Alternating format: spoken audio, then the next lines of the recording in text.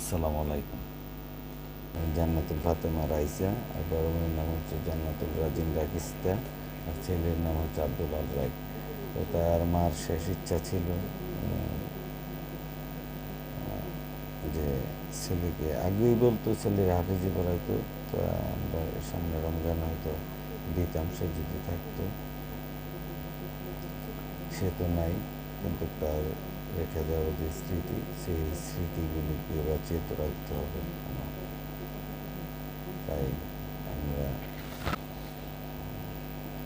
তার স্মৃতি, যে স্মৃতিগুলি রেখে গেছে এবং শেষ আবদার যেগুলি, সেগুলি যদি পালন না করতে পারি তাহলে তার আত্মা কষ্ট পাবে হয়তো। আল্লাহ তালার কাছে এই দোয়া করি, আল্লাহ তালা তাকে যেন জান্নাতের সর্বোচ্চ মোকাম দান করে। সে আসলে একা আমাদেরকে রেখে চলে গেছে। ঠিক আছে, আমি